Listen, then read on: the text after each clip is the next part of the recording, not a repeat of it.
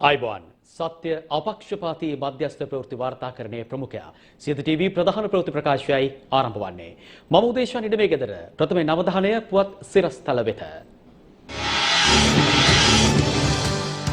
එක්සත් ජාතික පක්ෂ නායකයා තව දුරටත් රනිල් වැඩියෙන්ම වැඩ පෙන්නන තරුණයාට නායකත්වය ජාතික ලයිස්තුව නම් කිරීමත් තව දුරටත් ප්‍රමාද වෙයි රැකියා 1,50,000 වැඩසටහන යලි ඇරඹීමට ජනපති උපදෙස් සැප්තැම්බර් 2 වෙනිදා සිට සේවයට වාර්තා කරන ලෙසට දැනුම් දීමක් අදත් කැබිනට් සහ රාජ්‍ය අමාත්‍යවරු රැසක් සිය රාජකාරී ආරම්භයි විදේශ සේවයේ සිටින නිලධාරීන් 120 දෙනෙකු සහ පවුලේ සමාජිකින්ගේ වියදම වසරකට රුපියල් ලක්ෂ 9,300ක් සියලු නිලධාරීන් වහම ලංකාවට ගෙන්වීමට ඇමති නිමල් ශ්‍රීපාල දින උපදෙස් නිහඬතාවයේ බිඳමින් හිටපු ජනපති මෛත්‍රී තැබූ ෆේස්බුක් සටහන අවධානයෙන් සිටින්න පාසල් දරුවන්ට අලෙවි කරන නව මත්ද්‍රව්‍යයක් කෝටි 10ක ස්වර්ණාභරණ මඩ කලපුවෙන් නාරාහෙම්පිට හොර මුද්‍රණාලයක් ලබන 17 වෙනිදා සිට සියලු විශ්වවිද්‍යාල විවෘත කිරීමට පියවර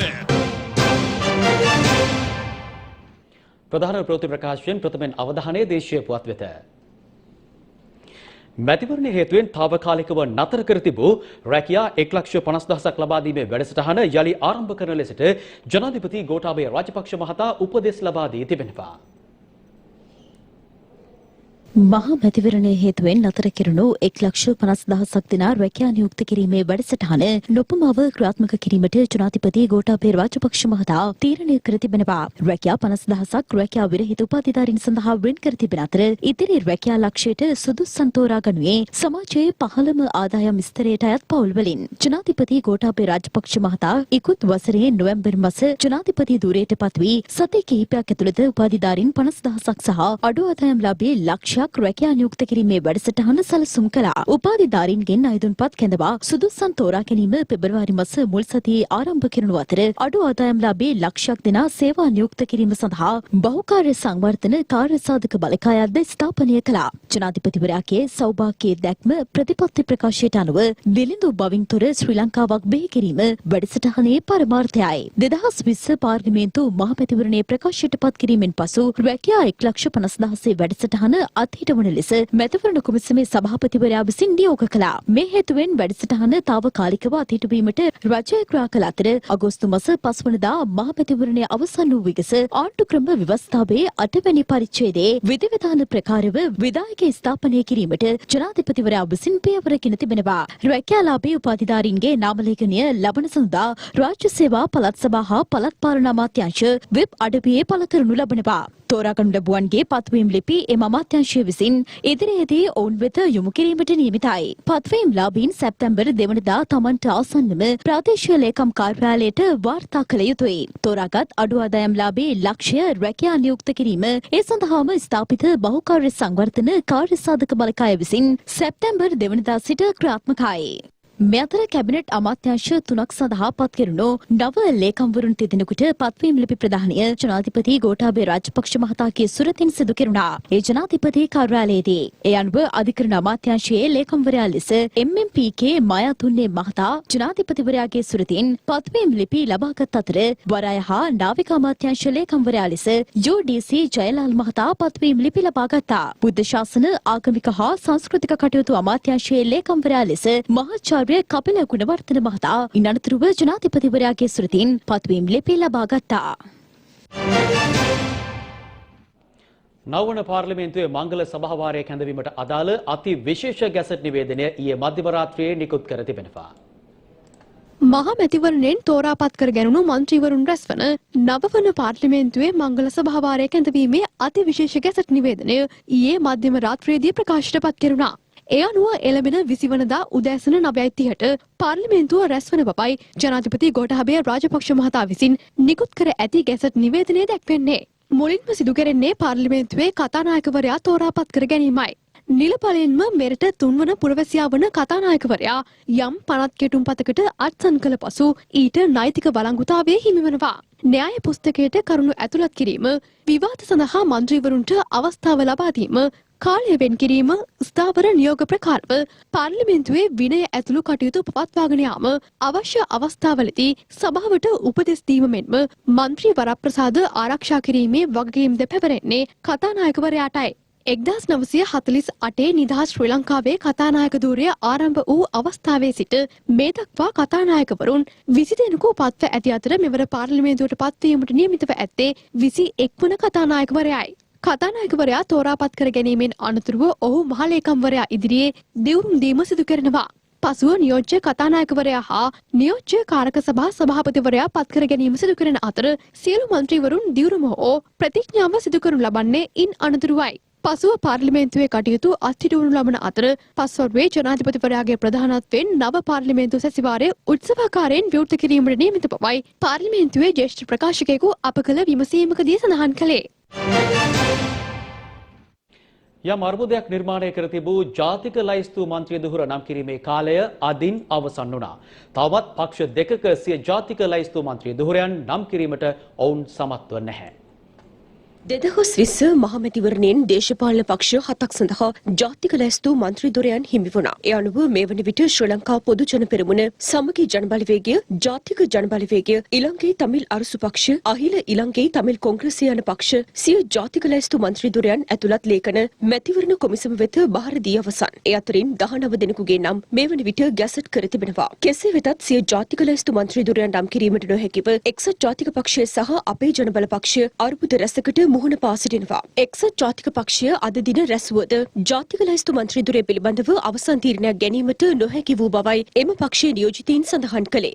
මේ අතර අපේ ජනබල පක්ෂයේ ජාතික ලැයිස්තු මන්ත්‍රී ධුරය සම්බන්ධයෙන් නැතිව තිබෙන ගැටලුව පිළිබඳව මැතිවරණ කොමිසම නීතිපතිවරයාගෙන් උපදෙස් ඉල්ලා තිබූ අතර ඊට අදාළ උපදෙස් නීතිපතිවරයා විසින් ලබා දී ඇති බව නීතිපතිවරයාගේ සම්බන්ධීකරණ නිලධාරණී රජයේ අධිනීතිඥ නිචාරා ජයරත්න මෙනවිය පැවසුවා. කෙසේ වෙතත් අද දින අදාළ පක්ෂ දෙකට ජාතික ලැයිස්තු මන්ත්‍රී ධුරයන් නම් කිරීමට නොහැකි වූහොත් පාර්ලිමේන්තුවේ ඉදිරි කටයුතු මන්ත්‍රී ආසන දෙකක් පුරප්පාඩුව සිදු කරනු ඇති බව මැතිවරණ කොමිෂන් සභාව ප්‍රකාශ කළා.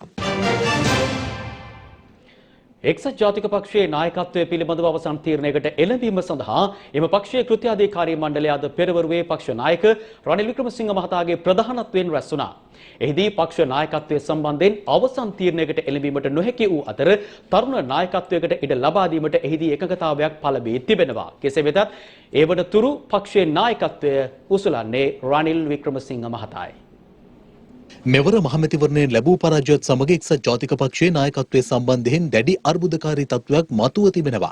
පසුගියදා පැවති කෘත්‍යාධිකාරී මණ්ඩල රැස්වීම් වලදීද එජාප පක්ෂ නායකත්වයට මීළඟ සුදුසු පුද්ගලයා කවුරුන්ද යන්න සම්බන්ධයෙන් නම් කිහිපයක් යෝජනා වී තිබුණා. ඒ අනුව රවි කරුණානායක, අකිල විරාජකාරී අවසම්, දයාගමගේ වජිර අබේවර්ධන, නවීන් දිසානායක, රුවන් විජේවර්ධන, පාලිත රංගබණ්ඩාර යන සමාජිකයින්ගේ නම්ද යෝජනා වී තිබුණා. මේ අතර එක්සත් ජාතික පක්ෂ නායකත්වයේ බහර ගැනීමට තමන් සූදානම් බව හිටපු කතානායක කරු ජයසූරිය මහතා ප්‍රකාශ කර තිබුණා. තරඟකාරීත්වයකින් තොරව සියලු දෙනා එක් මතයකට පැමිණ කටයුතු කරන්නේ නම් නායකත්වය තමන් බාර ගැනීමට සූදානම් බවයි හිටපු කතානායකවරයා ප්‍රකාශ කර ඇත්තේ. මෙලෙස දිගින් දිගටම පක්ෂ නායකත්වය සම්බන්ධයෙන් අර්බුදකාරී තත්ත්වයක් මතුවී ඇති පසුබිමක අද දින නායකත්වය සම්බන්ධයෙන් අවසන් තීරණයක් ගැනීමට නැවත කෘත්‍යාධිකාරී මණ්ඩලය සිරිකොත පක්ෂ මූලස්ථානයේදී රැස් වුණා. කෙසේ වෙතත් අද දිනේද පක්ෂ නායකත්වය සම්බන්ධයෙන් අවසන් තීරණයකට එළඹීමට එක්සත් ජාතික පක්ෂයට නොහැකි වී තිබෙනවා. මේ අතර අද පැවති කෘත්‍යාධිකාරී මණ්ඩල රැස්වීමේදී එක්සත් ජාතික පක්ෂයට හිමි ජාතික ලැයිස්තු මන්ත්‍රී ධුරයෙන් මෙවර පාර්ලිමේන්තුවට පත්වන පුද්ගලයා කවුරුන්ද යන්න සම්බන්ධයෙන් අද දින පැවති කෘත්‍යාධිකාරී මණ්ඩල රැස්වීමේදී සාකච්ඡා වූ අතර ඒ පිළිබඳවද අවසන් නිගමනයකට එළඹීමට එක්සත් ජාතික පක්ෂයට නොහැකි වී තිබෙනවා. අනාගත නායකත්ව සම්බන්ධයෙන් ඔබතුමා නමක් යෝජනා කරලා තියෙනවා. නායකත්වයේ අනාගත පරම්පරාව කොහොමද බාර අරගෙන ක්‍රියා කරන්න කියන කාරණය සමස්ත පක්ෂයේ සියලු දෙනාගේ අවධානය යොමු වෙලා තිබෙනවා. ඒක කතානායකතුමාගේ තම යෝජනා තිබ්බ අපි දැක්කා. ඔව් විවිධ මත තිබෙනවා. නමුත් අනාගත පරම්පරාවට පක්ෂයේ හිමි යුතුයි කියන තැන පක්ෂයේ ස්ථාවරයේ තිබෙනවා. දැන් රනිල් මහත්තයා නායකත්වයෙන් අයින් වෙලාම යනවද නැත්නම් එතුමත් මේක ඉඳගෙනද මේ ඔබතුමාලා දිහා බලන් ඉන්න හදන්නේ? ඒ ගැන අපිට දැනට මුකුත් කියන්න බෑ. ඒතර කතානායකතුමා ඉදිරිපත් වෙන්න එපා කියලා මොකක් කරු ඔබතුමා කිව්වද? නෑ කවදාවත් මං කියන්නේ. ඔබතුමාලා කැමති නම් එතුමා ඉදිරිපත් වෙලා වැඩ කරන්න යන්නම් කියලා. කැමතිද ඔබතුමාලා? එහෙම කියන්න බෑ. පක්ෂයේ විවිධ මත තියෙනවනේ. ඒ අනුව ක්‍රියා කරන්න. ඇයි ඔබතුමා එතුමාට විරුද්ධ? නෑ මම විරුද්ධ නෑ. ජාතික ලැයිස්තුවේ පැවැත්වුව කොහොමද?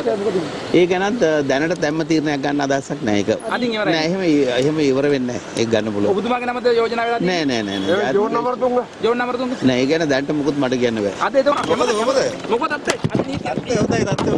විසඳුණා ඔක්කොම ප්‍රශ්න විසඳුණා. මේ නායකතුමාට ටිකක් කල් තියාගන්න තීරණය කරා. තාම ජාතික ලැයිස්තු පිළිබඳ තීරණයක් ගත්තේ නැහැ. හරි. පක්ෂ නායකත්වය ගැන කොටසක් කියනවා නායකතුමාට පොඩ්ඩක් මාස 3ක් විතර ඉන්න කියලා. සමහර අය කියනවා කරු ජයසූරිය මැතිතුමා ගෙයුම් මෙතන කියලා. තවත් කොටසක් කියනවා තරුණ නායකත්වයට බාර දෙමු කියලා. දෙන තරුණ නායකත්වයේ කවුද කියන එක තීරණය කරන්න බෑ. 5-6 දෙනෙක් ඉල්ලනවා. කරු ජයසූරිය මහත්තයා සම්බන්ධයෙන් බොහෝ දෙනා ප්‍රසාදය පළ කරනවා. ඔව් දැන් ඒක තමයි දැන් ඉස්සරහම තියෙන යෝජනාව. ඒ සම්බන්ධව හොඳ තීන්දුවක් එයි. නායකත්වර කරු ජයසූරිය තේරෙන්නේ නෑ තාම නෑ. කවුද මොකද පංගිනවනේ? නෑ පව් වෙනවා. ඉතින් මේ අහුවෙන්නේ අපේ පළාත් සභා මැතිවරණයට තව කල් තියෙනවනේ ඊට පෙර මේක කරනවා. අද නායකත්ව මණ්ඩලයක් පත් කරලා තියෙනවා 4 දෙනෙක්ගෙන් 5 දෙනෙක්ගෙන් යුත් ඒගොල්ලන්ට මේක ඉදිරිපත් කරන්න කාලය ලබා දීලා. හැබැයි නායකතුමා ජ්‍යෙෂ්ඨ නායකයා විදිහට ඉඳගෙන ඊට යටින් තවත් නායකත්ව මණ්ඩලයක් දැමීමේ සූදානමක් නෙන්නේ. එහෙම සූදානමක් නැහැ. රනිල් මහත්තයා නායකත්වයේ හෑන්ඩ් ඕවර් කරන්න ලෑස්තිලා ඉන්නේ. ජෝන් නමතුමාද? ජෝන් අමරතුංගද? තාම කියන්න බෑ. නවරජයේ අමාත්‍යවරුන් සහ රාජ්‍ය අමාත්‍යවරුන් පිරිසක් අද දිනේත් සිය රාජකාරී කටයුතු ආරම්භ කළා. නව රජයේ කැබිනට් අමාත්‍යවරුන් කිහිප දෙනෙකු සහ රාජ්‍ය අමාත්‍යවරුන් කිහිප දෙනෙකු අද දිනේදීත් සිය දූරයන්හි රාජකාරී කටයුතු ආරම්භ කළා. ඒ අනුව මුදල් හා ප්‍රාග්ධන වෙළඳපොළ සහ රාජ්‍ය ව්‍යවසාය ප්‍රතිසංස්කරණ රාජ්‍ය අමාත්‍යවරයා ලෙස පත් වූ අජිත් නිවාඩ් කප්රාල් මහතා අද දින සිය දූරයේ රාජකාරී කටයුතු ආරම්භ කළා. ඒ මුදල් අමාත්‍යාංශයේදී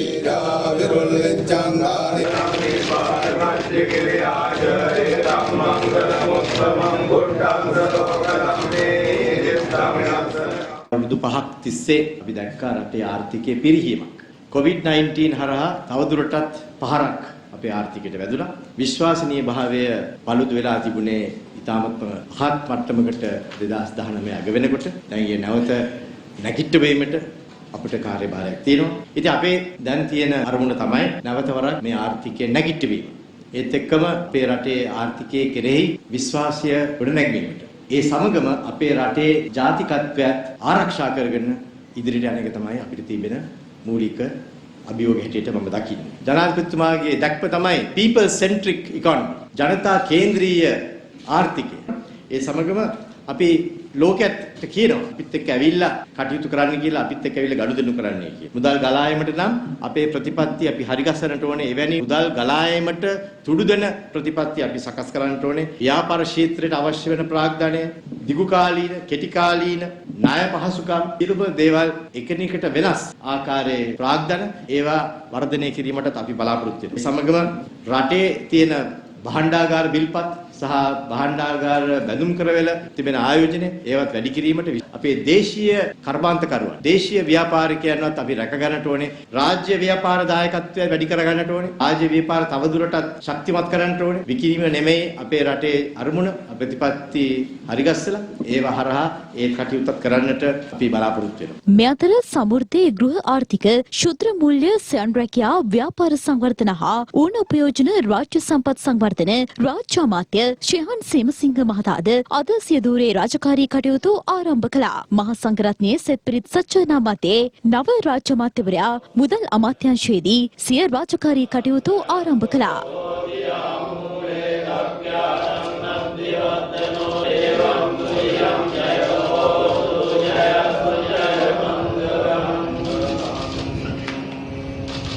පළාත් සභා හා පළාත් පාලන රාජ්‍ය අමාත්‍ය සරත් වීරසේකර මහතාද අද සිය දූරේ රාජකාරී කටයුතු ආරම්භ කළේ මහා සංඝරත්නයේ සෙත් පෙරෙත් සච්චායනා මතේ. Thank you.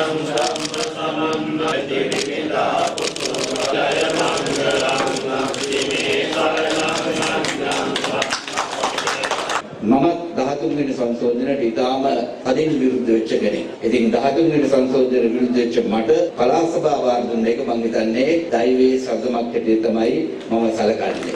ඒ සම්බන්ධයෙන් තියෙන අහිතකර සංශෝධන අපි අවශ්‍ය කරන තාක් කල් කිසිම ලෙසකින්වත් පළාත් සභාවලට ඉදන් සහ පොලිස් බලතල අපි අනිවාර්යයෙන්ම නොදෙන බව මේ අවස්ථාවේදී අපිට ඇත්ත වශයෙන්ම මේ අවස්ථාවේදී සියලුම පළාත් සභා එකතු කරගනිමින් සියලුම පළාත් පාලන ආයතන එකතු කරගනිමින් කොළඹ නගරයේ පමණක් නෙමෙයි දිවයිනේ සියලුම නගරවල සුන්දරම නගරවල බවට පත් කරන මම ඇත්ත වශයෙන්ම මේ අවස්ථාවේදී මගේ සම්පූර්ණයෙන්ම බැලීම තමයි මහනගර සභා වගේම නගර සභා පළාත් පාලන ආයතන තුලින් මහ ජනතාවට වෙන්න තියෙන සේවය ඉතාම කාර්යක්ෂම සහ ප්‍රමාදයකින් තොරව කිරීමට අවශ්‍ය කරන ක්‍රමවේදය මම සකස් කරන බව මේ අවස්ථාවේදී ඔබතුමාලාට මම ඉතාම විශ්වාසයෙන් යුතුව පොරොන්දු වෙනවා. මේ අතර වනජීවී රැකවරණය අලිවට හා අගල් ඉදිකිරීම ඇතුළු ආරක්ෂිත වැඩපිළිවෙළවල් හා කැලෑන් නැවත වගා කිරීම හා වන සම්පත් සංවර්ධන රාජ්‍ය අමාත්‍ය විමලවීර දිසානායක මහතාද වැඩබාර ගැනීම සිදු කළා. ඒ බත්තරමුල්ල සොබාදම් පියසේදී.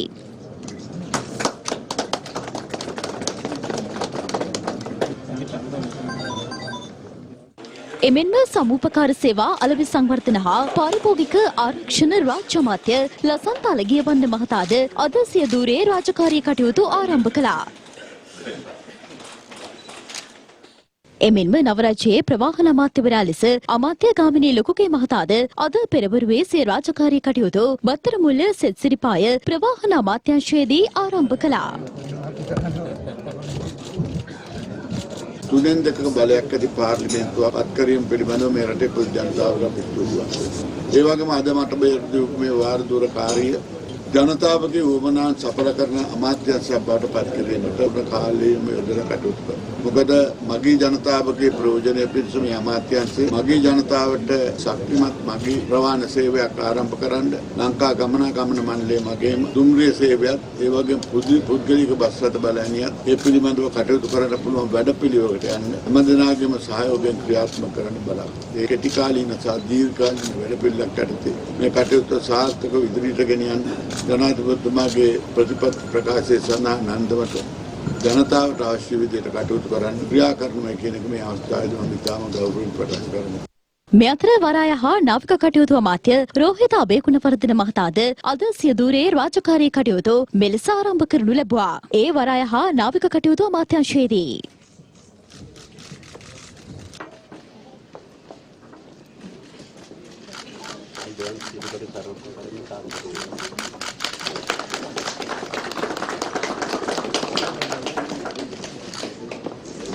වරාය ක්ෂේත්‍රය නාවික ක්ෂේත්‍රය මේ කලාපයේ බලවත්ම ස්ථානයක් බවට ශ්‍රී ලාංකීය රජය යටතේ මේ වගකීම ඉටු කරන්න. ඒකට සෞභාග්‍ය දැක්ම ඉදිරියට අරගෙන ගිහිල්ලා රට බලාපොරොත්තු වෙන ඉදිරි ගමනේදී ඒ බලාපොරොත්තු වෙන වගකීම ඉටු කරන්නත් රටේ ආර්ථිකයට ඉතාම ශක්තිවන්තම දායක වන අමාත්‍යාංශයක් හැටියට අප අමාත්‍යාංශයේ වගකීම් ටික බාරව වැඩ කරන්න බලාපොරොත්තු වෙන බව තාම ගෞරවයෙන් සිහිපත් කරනවා. පරිසර අමාත්‍ය මහින්ද අමරවීර මහතාද අද සිය දූරේ රාජකාරී කටයුතු මෙලෙස ආරම්භ කරනු ලැබුවා.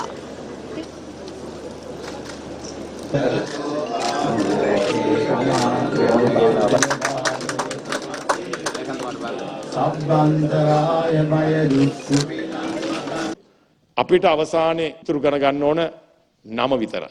අපි දේශපාලඥයෝ මේ යන දවසට කතා කරන්නේ ඒ දේශපාලඥය හම්බ කරගත්තු දේවල් දිහා බලලා නෙවෙයි. පිටරට හදාපු ගෙවල් නැත්තම් පිටරට තියෙන බැංකු ගිණුම් එහෙම නැත්තම් ලංකාවේ ඇති කරගත්තු දේපල දිහා බලලා නෙමෙයි ඒ ජනතාව ඒ අය අගය කරන්නේ හදාගත්තු නමත් ඒ වගේම පිරිසුදුවට කරපු දේශපාලනයත් රටට කරපු සේවයත් පිළිබඳව තමයි ජනතාව කතා කරන්නේ. නිසා ජනතාවගේ අදහස් තමයි දේශපාලඥයන්ට ඉදමත් වැදගත් වෙන්නේ.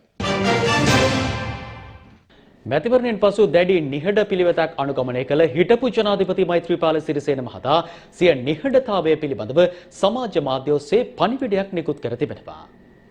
වෙහෙසකර අභියෝගයක් සාර්ථකව ජයගත් පසු එහි අග්‍රඵලය ලබන්න නිහඬව ටික කලක් බලා සිටිය යුතුයි. මේ හිටපු ජනාධිපති මෛත්‍රීපාල සිරිසේන මහතා විසින් සිය ෆේස්බුක් පිටුවේ තැබූ සටහනක්. මෙවර පැවති මහා මැතිවරණයට පොළොන්නරුව දිස්ත්‍රික්කයෙන් තරඟ වැදුණු හිටපු ජනාධිපති මෛත්‍රීපාල සිරිසේන මහතා එම දිස්ත්‍රික්කයට අදාළව වැඩිම මනාප සංඛ්‍යාවක් ලබා ගැනීමට සමත් වුණා. වත්මන් රජයේ කැබිනට් හා රාජ්‍ය අමාත්‍යවරුන් පසුගිය 12 වනදා ජනාධිපති ගෝඨාභය රාජපක්ෂ මහතා ඉදිරියේදී දිවුරුම් දුන් අතර හිටපු ජනාධිපති මෛත්‍රීපාල සිරිසේන මහතා අමාත්‍ය ධූරයක් බාරගෙන තිබුණේ නැහැ. මහවැලි වැනි අමාත්‍ය ධූරයක් හෝ කතානායක ධූරය හිටපු ජනාධිපතිවරයා විසින් ලබා ගනු ඇති බවට විවිධ මතයන් හා ප්‍රකාශයන් සිදුවත් හිටපු ජනාධිපතිවරයා නිලතල හෝ අමාත්‍යංශ බාර ගැනීම සම්බන්ධයෙන් කිසිදු නිල ප්‍රකාශයක් සිදු කර තිබුණේ නැහැ. එවැනි පසුබිමක් තුලයි අද ෆේස්බුක් සටහනක් තබමින් මෙම ප්‍රකාශ හිටපු ජනාධිපතිවරයා විසින් සිදු කර තිබෙන්නේ. විදේශ සේවා නියුක්තිය කාර්යාංශයට අනුයුක්තව විදේශීය රටවල සේවය කරන නිලධාරීන් හා ඔවුන්ගේ පවුල්වල සමාජිකයින් සඳහා වසරකට රුපියල් ලක්ෂ 9300ක පමණ මුදලක් වැය වන බව කම්කරු අමාත්‍ය නිමල් ශ්‍රීපාල් ද සිල්වා මහතා පවසනවා. විදේශ සේවා නියුක්තිය කාර්යාංශයේ පාඩු පියවා ගැනීමට ඔවුන් වහාම දිවයිනට කැඳවීමටයි අමාත්‍යවරයා උපදෙස් ලබා දී තිබෙන්නේ. කොවිඩ් වසංගතය නිසා ගුවන් ගමන් සීමා වීම, විදේශ රටවල් වලින් අපේ ශ්‍රමිකයන් බාර ගැනීම සීමා කිරීම යන පසුබිම යටතේ දැවැන්ත මූල්‍ය අර්බුදයකට මෙම ආයතනය පත් වෙලා තිබෙනවා. සුළු මුදලක් පමණයි මේ ආයතනයට ලැබෙන්නේ. නමුත් මේ ආයතනය සඳහා මාසකට මිලියන 250ක් වන මුදලක් පඩිනඩි ගෙවීම සඳහාත් අනිකුත් වියදම් සඳහාත් ලබා දිය යුතුයි. මෙවැනි දැවැන්ත මුදලක් වියදම් කිරීමට හැකියාවක් දැනට මේ ආයතනයට නැහැ. විදේශ තානාපති කාර්යාලවල මේ ආයතනයේ නිලධාරීන් 125ක් පමණ සේවය කරනවා. ඔවුන් වෙනුවෙන් අවුරුද්දකට මිලියන 930ක් පමණ ඊට ආසන්න මුදලක් වැය වෙනවා. විශාල මුදලක් මේ අවස්ථාවේදී වැය කිරීමේ ප්‍රායෝගික හැකියාවක් අපට නැහැ. ඒ නිසා මම බලාපොරොත්තු වෙනවා කැබිනට් මණ්ඩලයටත් ඒ වගේම භාණ්ඩාගාරයටත් මේ කරුණු ඉදිරිපත් කළා මේ සඳහා විසඳුමක් ලබා ගැනීමට. මෙම ආයතනය ශක්තිමත් කිරීම සඳහාත් අවශ්‍ය ක්‍රියාමාර්ගයන් ගැනීමට තීන්දුව කරා. දැනටමත් කොරියාවෙන් ලැබී ඇති රැකියා අවස්ථා, ඒ වගේම ජපානයෙන් ලැබී ඇති රැකියා අවස්ථා, ඊශ්‍රායලයෙන් ලැබී ඇති රැකියා අවස්ථා නැවත බලගන්වන තෙක් ඒ කාල සීමාව තුළදී ඔවුන් පුහුණු කිරීමේ වැඩපිළිවෙල වඩාත් ශක්තිමත් කරන ලෙස මා සියලුම අංශයන්ට උපදෙස් දුන්නා. අත්‍යවශ්‍ය භාණ්ඩවල මිල ගණන් අඩු කර ජනතාවට සහන ලබා දීමට නව රජය කටයුතු කළ යුතු බව සමගි ජන බලවේගයේ නායක සජිත් ප්‍රේමදාස මහතා පවසනවා. සමගි ජන බලවේගයේ නායක සජිත් ප්‍රේමදාස මහතා අද පෙරවරුවේ දෙමටගොඩ ආරාමයේ පෙදෙස වික්‍රමසිංහාරාමයට පැමිණ ආගමික වතාවත්වල නිරත වුණා.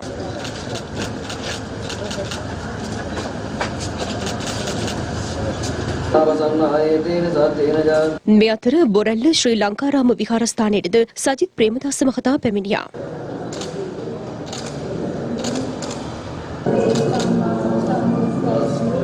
විශේෂයෙන්ම රටේ පවතින ආර්ථික අර්බුදය තුළ ඒ වගේම ජීවන බර ජීවන වියදම වැඩිවීම තුළ අහස උසට බඩු මිල වර්ධනය වීම තුළ ජනතාවට ජීවත් වන්නට බැරි තත්ත්වයක් නිර්මාණය වෙලා තිබෙනවා. පසුගිය මහමැතිවරණයේදී ජනතාවගේ මතය ප්‍රකාශ කරා. ජනතාවගේ වරම ලබා වර්තමානයේ බිහි වුණු ආණ්ඩුවට ඒ වරමට ගරු කරමින් වරම ලබා නොදුන්නු සහ ලබා දුන්නු සමස්ත ජනතාවට සේවය කිරීමට අවස්ථාව ලැබිලා තිබෙනවා. වහාම ක්‍රියාත්මක වන පරිදි අපේ රටේ ජනතාවට ජීවත් වීම සඳහා අවශ්‍ය ඒ අත්‍යවශ්‍ය භාණ්ඩවල මිල අඩු කරන්නට රජය කටයුතු කරන්නට ඕන. ජනවරම ලබා දුන්නු සහ නොදුන්නු දෙකොට්ටාසයට ඒ සහනය රටේ ජනතාවට ලබා දෙන්නට ඕන. විශේෂයෙන්ම දරිද්‍රතාවයට ලක්වුණු මේ සෑම සියලු දෙනාටම ශක්තියක් වන්නට ඕන මේ වර්තමාන රජය.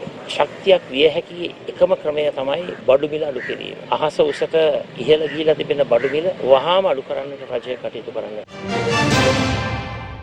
19 වන ආණ්ඩුක්‍රම ව්‍යවස්ථාව අහෝසි කර නව ව්‍යවස්ථාවක් සම්පාදනය කළ යුතු බව සංචාරක අමාත්‍ය ප්‍රසන්න රණතුංග මහතා පවසනවා.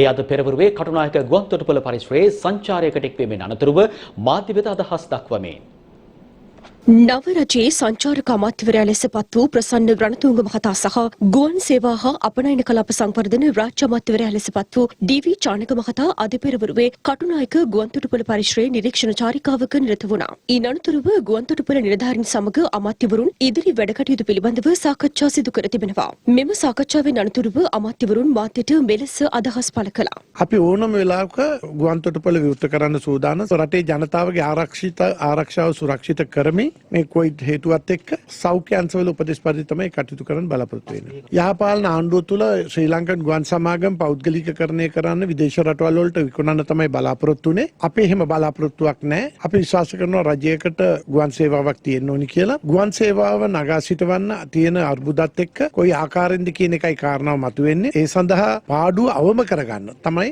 අපි බලාපොරොත්තු වෙන්නේ. කඩා වැටලා තියෙන විදියට ඒක අමාරු කාර්යයක්. නමුත් ඒක කරන්න වෙනවා. මම නම් කියන්නේ 19 වෙනි සංශෝධනය ඉවත් කරන්න ඕනේ. අලුත් විවස්ථාවකට යන්න ඕනේ. ඒකටයි අපි 3/2 බලයක් රටින් ජනතාවගෙන් ඉල්ලුවේ. ජනතාව 3/2 බලය දීලා තියෙනවා.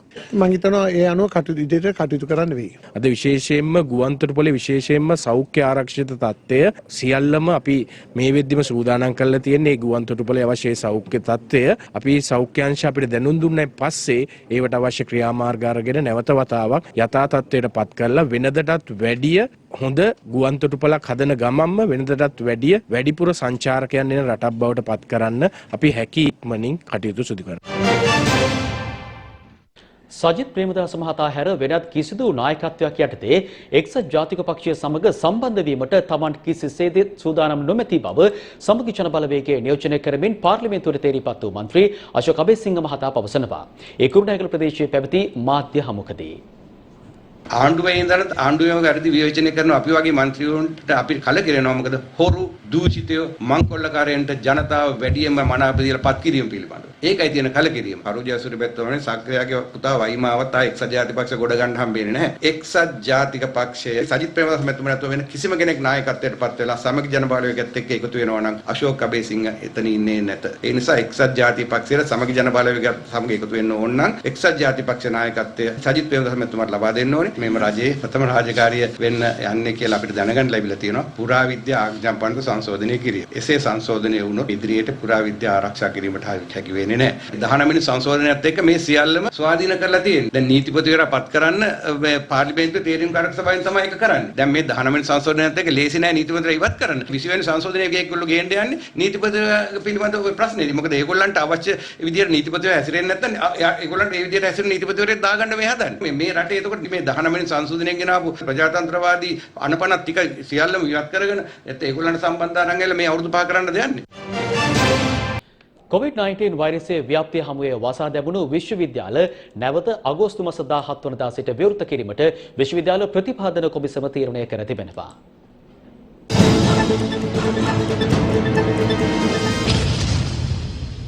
අනුරාධපුර රාජාංගනයේ යායපහ ප්‍රදේශීය පාසලක ඉගෙනුම ලබන 16 හැවිරිදි පාසල් සිසුවෙකුට කොවිඩ් වෛරසය ආසාදනය වී ඇති බවට වූ සැකයක් මත පුද්ගලයන් 30කට අධික පිරිසක් ස්වයං නිරෝධායනය සඳහා යොමු කිරීමට සෞඛ්‍ය අංශ ඊයේ දින කටයුතු කළා. පළමුව සිදු කළ PCR පරීක්ෂණයෙන් අදාළ සිසුවාට කොවිඩ් වෛරසය ආසාදනය වී ඇති බවට තහවුරු වී ඇති අතර සිදු කළ දෙවන පරීක්ෂණයේදී ඔහුගේ පරීක්ෂණ වාර්තා ඍණාත්මක වී තිබෙනවා. කෙසේ වෙතත් ඔහුගේ ජෛව සාම්පල යළිත් පරීක්ෂා කිරීමට යොමු කර ඇති අතර ඔහුගේ රුධිර සාම්පල වලින් ඔහුට වෛරසය ආසාදනය වී නොමැති බවට තහවුරු වී ඇති බවයි රාජාංගනයේ මහජන සෞඛ්‍ය පරීක්ෂකවරයා අප කළ විමසීමකදී ප්‍රකාශ කළේ. අදාළ පාසල් සිසුවා මීට පෙර රාජාංගනය ප්‍රදේශයෙන් හඳුනාගත් පළමු කොවිඩ් ආසාදිත පුද්ගලයාගේ නිවස ඉදිරිපිට නිවසක වාසය කළ අයෙක් බවයි වාර්තා වන්නේ.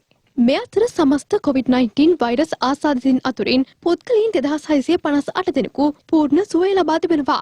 වෛද්‍ය අධීක්ෂණය යටතේ තවදුරටත් රෝහල්ගතව ප්‍රතිකාර ලබන රෝගීන් සංඛ්‍යාව 213ක් බවයි වසංගත රෝග විද්‍යා ඒකකය ප්‍රකාශ කළේ. මේ අතර චීනයේ ෂැන්හයි නුවර බලා ශ්‍රී ලංකන් ගුවන් සේවයට අයත් ගුවන් යානයකින් ගමන් කරමින් සිටි ගුවන් මගින් 23 දෙනෙකු හට කොවිඩ් වෛරසය ආසාදනය වී ඇති බව තහවුරු වීමෙන් අනතුරුව ශ්‍රී ලංකන් ගුවන් ගමන් සති 4ක කාලයක් සඳහා අත්හිටුවීමට චීන බලධාරීන් ඊයේ කටයුතු කළ බව චීනයේ ෂින්හුවා පුවත් සේවය වාර්තා කළා.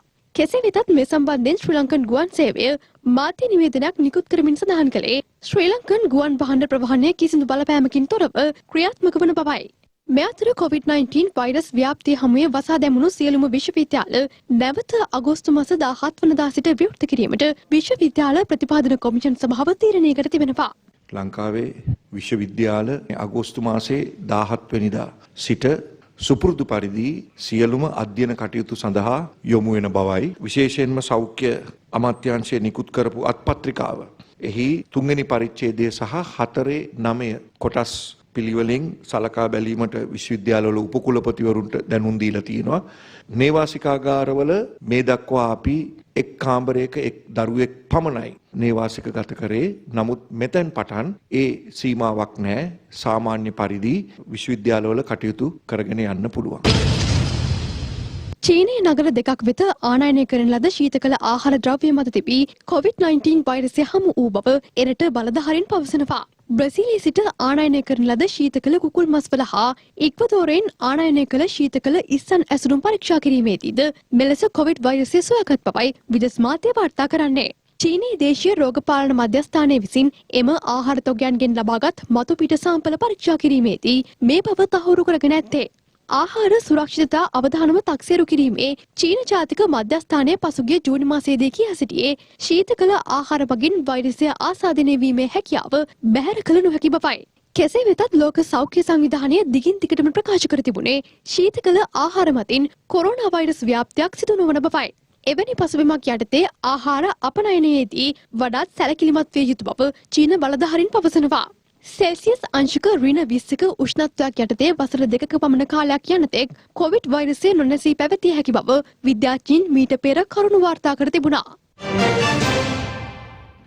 මද්‍රව්‍ය ජාවාරම්කරුවන් විසින් පාසල් ළමුන්ට මද්‍රව්‍ය අලෙවි කිරීමට යොදා ගන්නා තවත් උපක්‍රමයක් පිළිබඳව පොලිස් මාධ්‍ය ප්‍රකාශක ජ්‍යෙෂ්ඨ පොලිස් අධිකාරී ජාලිය සේනරත්න මහතා අද කොළඹ පැවති මාධ්‍ය හමුවකදී තොරතුරු අනාවරණය කළා. මේ පිළිබඳව දෙමාපියන් සහ ගුරුවරුන් දැඩි අවධානයක් යොමු කළ යුතු බවද පොලිස් මාධ්‍ය ප්‍රකාශකවරයා සඳහන් කළා. කොළඹ ප්‍රදේශයේ ප්‍රසිද්ධ පාසල්ලවට මද්‍රව්‍ය අලෙවි කරන තැනැත්තන් අලුත්ම උපක්‍රමයක් පාවිච්චි කර තිබෙනවා. මද්‍රව්‍ය අලෙවි කිරීම සඳහා ඔවුන් භාවිතා කරනවා ඉන්හේලර් කියලා ස්ප්‍රේ කරන යන්ත්‍ර ආශ්‍රයෙන් මද්‍රව්‍ය පාසල් දරුවන්ට අලෙවි කිරීමේ උපක්‍රමයක්. මේ වාගේ ස්ප්‍රේ යන්ත්‍රයකින් මද්‍රව්‍ය දරුවන්ට පාවිච්චි කිරීම සඳහා අලෙවි කරන බවට මෙවැනි එක උපකරණයක් රුපියල් 15000ක මුදලකට අලෙවි කරන බව තමයි වාර්තා වෙලා තියෙන්නේ. මේත් ඒ වගේම තව උපකරණයක් මේ ආකාරයට පාසල් දරුවන් මද්‍රව්‍ය වලට ඇබ්බැහි කර ගැනීම සඳහා භාවිත කරන උපක්‍රම සම්බන්ධයෙන් දෙමාපියන් දැනුවත් විය යුතුයි. තම දරුවන් මද්‍රව්‍ය ජාවාරම්කරුවන්ගේ ගොදුරු බවට පත්වීමේ හැකියාවන් තියෙන බව අවබෝධ කරගත යුතුයි. දැනුවත් කරනවා මෙවැනි ආකාරයේ ක්‍රමවේදයන් පාවිච්චි කරමින් දරුවන් ගොදුරු කර ගැනීමට උත්සාහ කරන තැනැත්තන් පිළිබඳව තොරතුරු ලැබුණොත් කරුණාකර ඔබ ළඟම තිබෙන පොලිස් ස්ථානයට දැනුවත් කරන්න.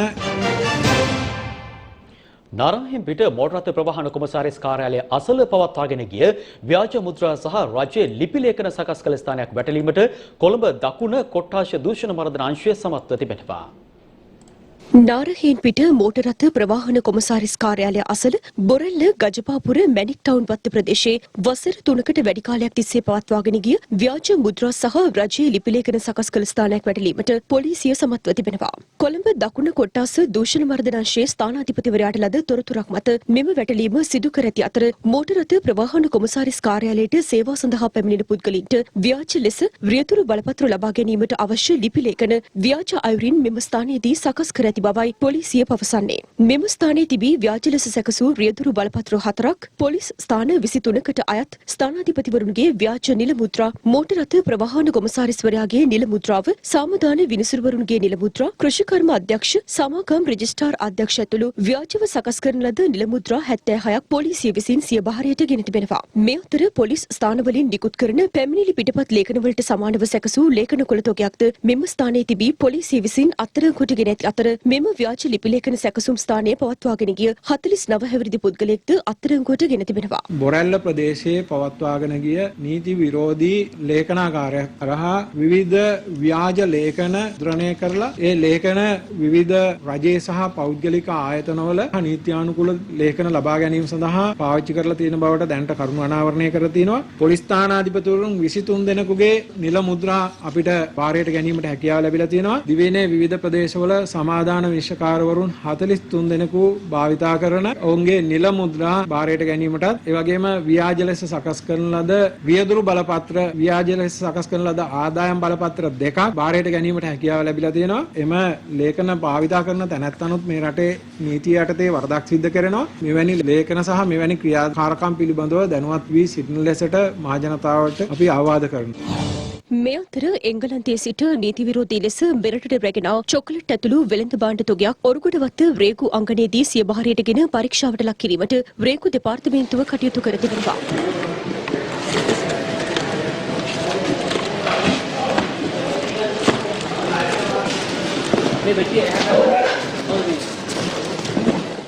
මෙහිදී සිදු කරන ලද මූලික විමර්ශනවලදී හෙළි වී ඇත්තේ එංගලන්තයේ රැඳී සිටින මෙරට ව්‍යාපාරිකයෙකු විසින් මහනුවර සහ පුත්තලම ප්‍රදේශයේ පදිංචි කුඩා දරුවන් සිටින පවුල් දෙකකට මෙම භාණ්ඩ තොගය එවා ඇති බවයි. පෞද්ගලික භාණ්ඩ තොගයක් ලෙස පවසමින් මෙරටට එවන ලද අදාළ භාණ්ඩ තොගයේ තිබී මේ දිනවල ශ්‍රී ලංකා රජය විසින් తాවකාලිකව සීමා කරන ලද භාණ්ඩ තොගයක් හමු වී ඇති අතර තීරුබදු නොගෙවා මෙම භාණ්ඩ තොගය ගෙන්වීමට කටයුතු කර ඇති බවයි රේගු අධිකාරී ධර්ම ප්‍රියන්ත මහතා සඳහන් කළේ.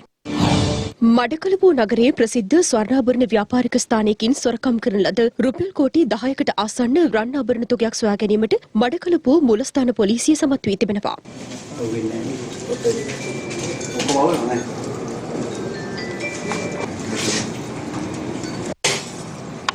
අදාළ ස්වර්ණාභරණ තොගය සමග එක් කාන්තාවක් ඇතුළු සැකකරුවන් සිව් දෙනෙක් අත්අඩංගුවට ගෙන තිබෙනවා.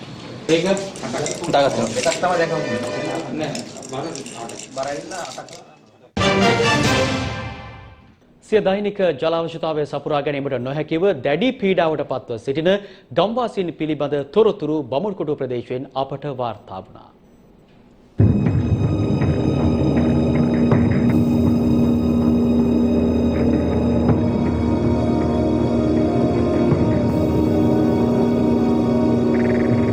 වාරියපොළ ප්‍රාදේශීය සභා බල ප්‍රදේශයට අයත් බමුණකොටුව වාමුල්ල ප්‍රදේශයේ ඉදිකර ඇති ජල ටැංකිය වසර 10ක පමණ කාලයක් අක්‍රියව පැවතීම හේතුවෙන් එම ප්‍රදේශයේ විශාල පිරිසක් සිය දෛනික ජල අවශ්‍යතාව සපුරා ගැනීමට නොහැකිව මහත් දුෂ්කරතාවයන්ට මුහුණ පා සිටිනවා.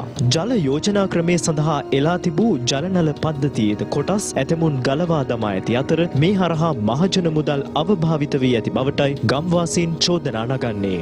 මේ ටැංකිය ගහලා දැන් කාලයක් වෙනවා. මුලින් ටික කාලයක් වතුරක් දුන්නා. කාලයක් යනකොට ඒක අඩපණ වුණා. අඩපණ වෙලා එහෙම ওই බඩ ලයින් පාරේ තිබුණ ඔක්කොම කේක් කෙනක් ගලවනවා. දැන් අය අලුතෙන් ටැංකියක් ගන්නවා මේ ඒ ලින්දෙන්ම වතුර ගන්න. ඒ ලින්දේ තිබුණු එන්ජින් එකකින් ඉස්සෙල්ලා වතුර එව්වේ මෙහා. ඒ එන්ජිමත් යකඩ වලට වික්කා. මේක හොඳට තියෙනවා. අය බඩ ලයින් එක හදලා ගෙවල් වලට දෙන්න ඕනේ. මේ පොඩි ළමයා නාව ගන්න විදිහක් නැහැ. ළමයාගේ රෙදි හොද ගන්න පායන කායට විදිහක් නැහැ. 50-60 කිලෝමීටර් ගාණක් යන්න ඕනේ වතුර අරන් එන්න. උඩට අරගෙන එන්න ගොඩක් අමාරුයි. මේ අම්මට අරන් එන්න කොහොමදවත් බෑ. ඉතින් මේ ඉස්කෝලේ යන ළමයිගේ රෙදි හොදපුවාම පල්ලෙහා තියෙන වතුර වලින් ඒවා ගුරු පාට වෙනවා. වහින කාලෙට නම් කොහොම හරි වතුර ටිකක් හොයාගන්න පුළුවන්. ඒත් පායන කාලට මොනවත්ම නැහැ.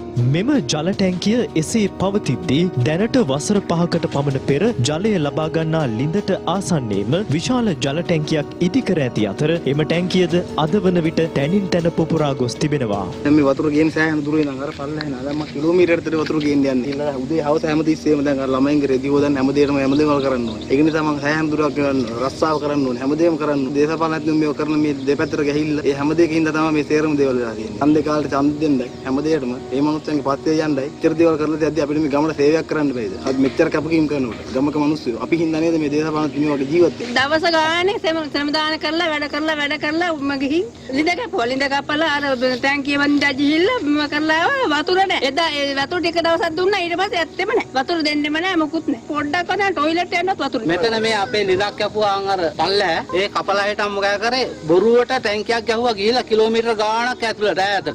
දැන් අවුරුදු 10ක් විතර වෙනවා. ඒත් වතුර බින්දුවක් මේ ගමේ මිනිස්සුන්ට නැහැ. බොරුවට මෙහෙ ඉඳන් බට ගහලා ලක්ෂ ගාණක් වියදම් කරලා අපි කිව්වා ඔය ගහන්න බෑ කියලා. ගමේ ඔක්කොම කට්ටියක් අහුවෙලා කිව්වේ. ඒත් බැරි වුණා අරන් ගියා ඒ ලොකු මිනිස්සුන්ගේ උවමනාවට. වාරියපොළ ප්‍රාදේශීය සභාවට අයත් ජල බවුසරයක් මසකට වරක් මෙම ප්‍රදේශයට පැමිණියද ගමේ ජල අවශ්‍යතාව වෙනුවෙන් ඒ ප්‍රමාණවත් නොවන බවටයි ගම්වාසීන් මැසිවිලි නගන්නේ. මහජන මුදල් අවභාවිත කිරීම වෙනුවට බලධාරීන්ගේ මැදිහත් වීමෙන් බමුණකොටුව ගම්වාසීන්ගේ ජල ප්‍රශ්නය විසඳා දෙන්නේ නම් එය ජනතාවට මහත් අස්වැසිල්ලක් වනු ඇත.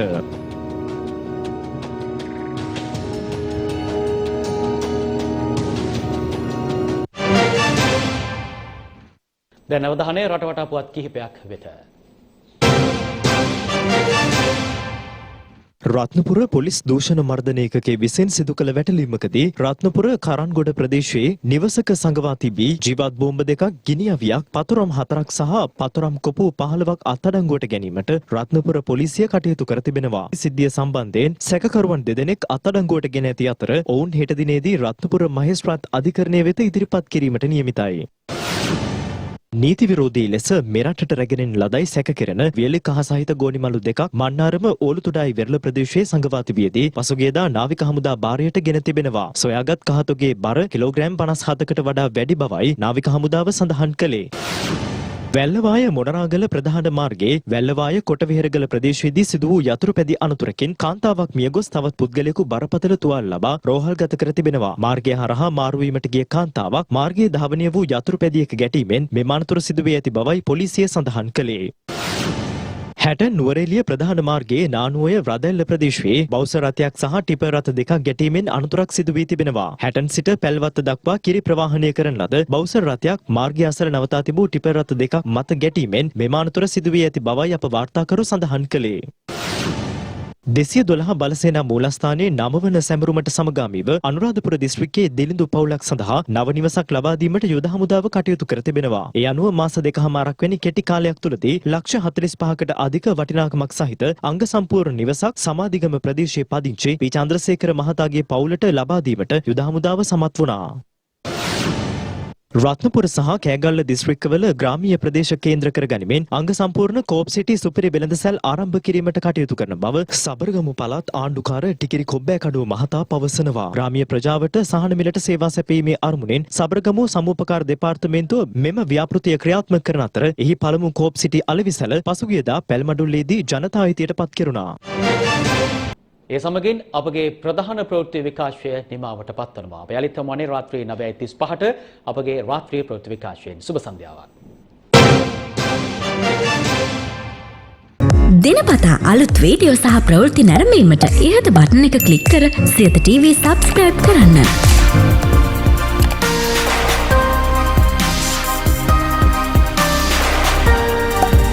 අලුත් වීඩියෝ ගැන මුලින්ම දැනගන්න මෙම සීනුව ක්ලික් කරන්න.